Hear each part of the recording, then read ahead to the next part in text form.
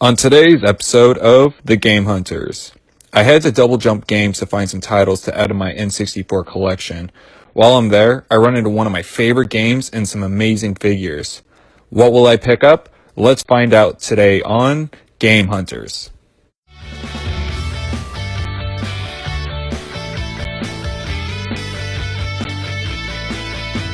So today I'm heading out to Double Jump Games, which is a new game slash toy store that just recently opened up.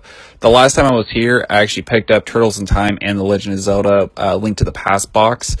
This time I'm going to be trying to focusing more on my N64 collection. I'm super excited to see what I can pick up today. Alright, so I just got into Double Jump right now, and I'm already getting my maybe pile started up.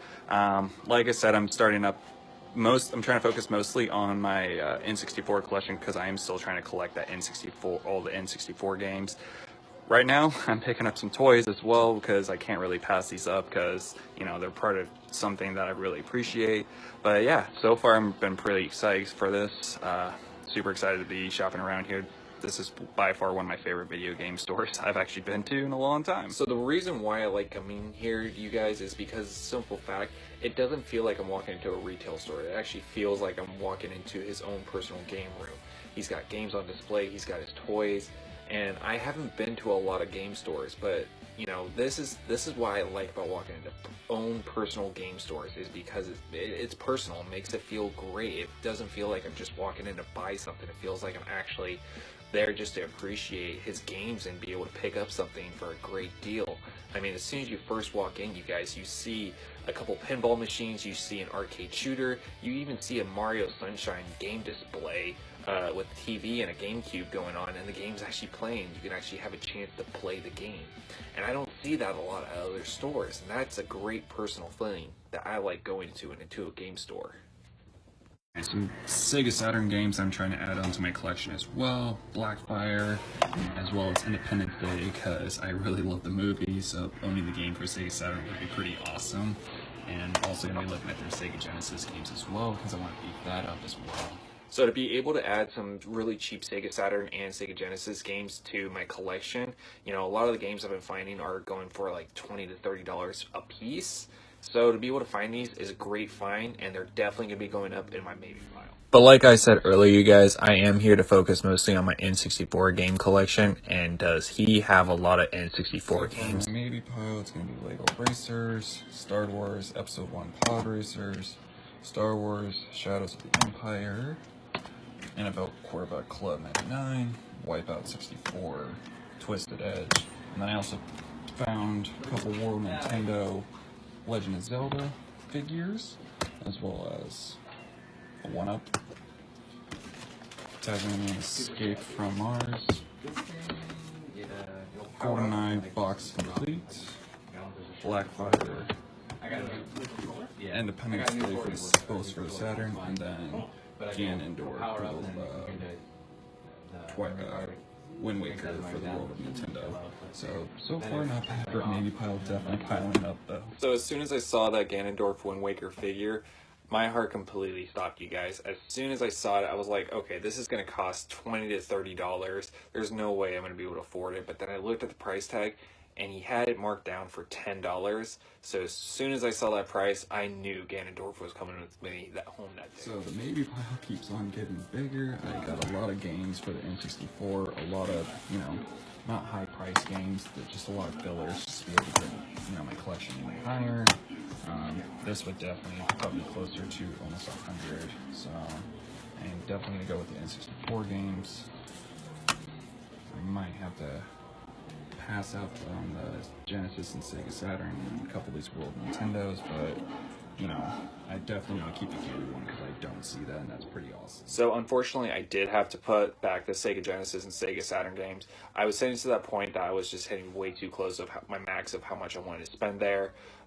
Also, I went to the Super Nintendo display and I actually saw Donkey Kong Country 2, which out of the series is my favorite Donkey Kong Country game.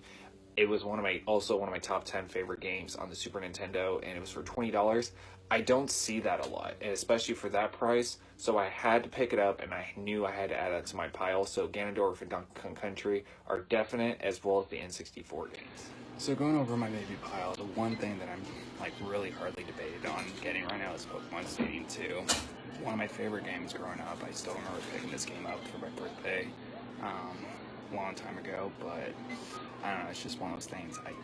It's pushing me to that borderline that's like making me debate if I want to pick this up today or be able to pick up a couple other games as well. As you can tell, maybe Pilot is definitely stacked up, so yeah.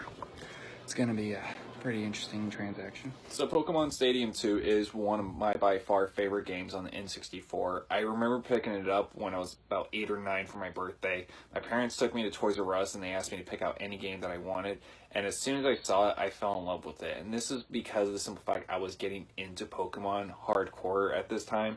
I was collecting the cards, I was playing the games on the Game Boys, and I was just having so much fun. And being able to take this home and play it on the N64, it was amazing. Me and my brothers, we played it for so many hours, whether we were battling each other with Pokemon, playing the mini games. So to be able to hold the cartridge again in my hands and being able to remember all that, it was definitely amazing. Unfortunately, I wasn't able to pick it up this time, and the reason why, and it's a great price, but he was asking for $39.99.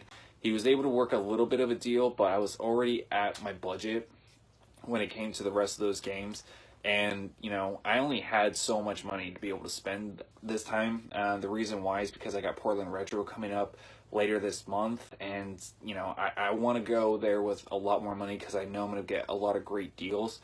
He's not asking too high for this price. It's a very uncommon and very well sought after game. A lot of people keep telling me it's a very hard game to find, and people usually charge maybe $50 to $60. So be able to pass this, it definitely stuck right there. But it's definitely one of my top games that I'm still looking for, and I'm hoping to be able to pick it up either later before Retro or after or during. So, yeah. So as my day comes to an end at Double Jump Games, I left with a lot of titles to be able to fill in with my N64 collection. All in all, my entire total was $95. $75 of it came from trade-in value. I had a lot of extra doubles laying around the house, and I didn't really have a need for them, so I took them in and traded them in. And for $75 for some doubles, that was a great deal, and I was super happy about that. So that is a pretty good tip if you guys have a lot of extra doubles around your house, especially if you're a collector, or if you have a lot of, you know, if you're just collecting games or just having fun with them. If you want to expand your collection, if you have doubles, they do help a lot, especially when it comes to trade-in. You know, I can't believe how much I was able to get with just a couple games that I turned in for doubles. So, yeah. To go over today's find, I also just wanted to give you guys a heads up. I did go to GameStop, and I was able to pick up a couple things, and I also got something in the mail for a couple other games from either eBay and Goodwill. So, I'm just going to go over a quick cover of all of those games. So, for Double Jump Games, NFL Club, Quarterback Club 99. Also went and got Tom Clancy's Rainbow Six. Star Wars Episode 1 Pod Racers. A great game, you guys. I recommend this. This was actually one of my first N64 games ever owning, so adding this is definitely a bonus. All-Star Baseball 2001. Twisted Edge. It's a snowboarding game. Super awesome. Madden NFL 99. All-Star Baseball 2000. F1 Grand Prix. Wipeout for the 64. I played this a lot when I was a kid as well. It is definitely a fun game. I do recommend it. Star Wars Shadow of the Empire. Great game. I've recently been playing this, and it's a lot of fun, you guys. So this is definitely another one. If you guys are into N64 and you haven't played it, I recommend playing that. Off-Road Challenge and Lego Racers for the N64s. So I'm almost to that 100 mark. Almost a third of the way there. I'm a little bit almost to the third, so definitely getting closer. I am going to be focusing, like I said, a lot more also on my N64 coming down the road. I want to try to get as much of the small fillers in before I start putting more money into the more expensive games. So a lot of these are sports games and racing games, yes, but they were cheap. I got a lot for a great deal. So to be able to add a lot of the filler is definitely amazing. Adding Donkey Kong Country 2, though, me and my girlfriend, we've been playing Donkey Kong Country on the Super Nintendo. We've been having a lot of fun. This one was my favorite, though. Me and my brothers, we played this a lot when we had our Super Nintendo. And I actually recently just picked up a Game Boy Advance SP at a garage sale and a bunch of games. a couple of them I actually turned in while I was at Double Jump, but I did pick this up for the Game Boy Advance SP, and I've been playing that a lot. So as soon as I fell in love back in with it, I was like, you know what, I need to pick this game up. So that was actually a big reason why, was because I was finally able to play on the Advance SP, and picking this up and adding this is amazing. Also, I did pick up the 007 GoldenEye. It is just the box and the manual. It's not the game. I don't have the game added to my collection yet. I'm actually working with one of my buddies. He's actually going to be trading me his copy for another one of my games that I have a double of. So to be able to add this box is amazing. One of my favorite games. Me and my brothers played on the N64. My favorite highlight, though, was being able to play multiplayer and doing the paintball mission. Golden Gun was a great game to be able to find the Golden Gun, you know, instant kill everyone. But the paintball, we spent so many hours just trying to cover up the entire walls, and we had so much fun with it. So, yeah, that was what I added on to that's what I got from Double Jump Games. Like I said, I did stop at GameStop that same day as well. I actually went and picked up Portal Knights for the Switch. I haven't played it yet. I am still trying to add to my Switch collection. Switch is another